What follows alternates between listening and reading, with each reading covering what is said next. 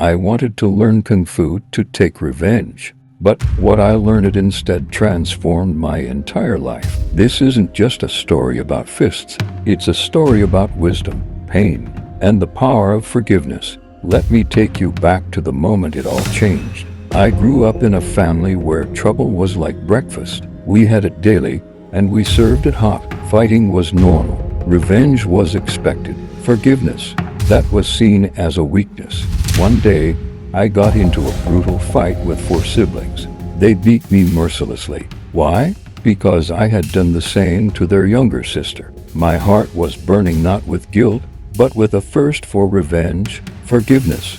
That was a foreign language in my home. But as I plotted my revenge, I remembered an old man I'd often seen training alone in a remote area. He was a Kung Fu master, retired due to age, but his love for the art never faded. I approached him boldly. "Teach me Kung Fu," I said. He looked me in the eye. "Why do you want to learn?" "Revenge," I answered. He sighed, then nodded. "All right, I'll teach you." I was thrilled. During training, I enjoyed every move. Some felt like a dance, others like powerful strikes. After a week, Master Zen told me, "You're ready. You can face 10 opponents now." I smiled to myself. My enemies are just 4. They're finished. I showed up at their compound, proudly wearing the orange Kung Fu uniform Master Zen gave me. I called them out and began to show off everything I had learned. At first, it worked. They were surprised. But in less than 10 minutes, my energy ran out. My moves got sloppy. It turned into a normal street fight, and I was beaten worse than before. My arm was dislocated. I limped back to Master Zen, ashamed and in pain. He listened quietly and asked, "Does it hurt?" "Yes," I said.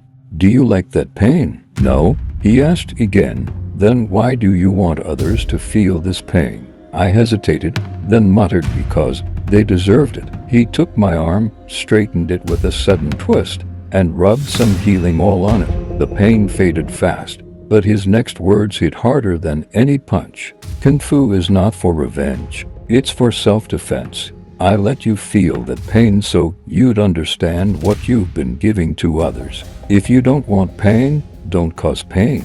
If you want peace, be peace." "But Master," I said, "what if they started the fight?" He smiled. "Sometimes people cause trouble without meaning to, and some are born troublemakers, like you once were. If they bring trouble, walk away. Keep your peace.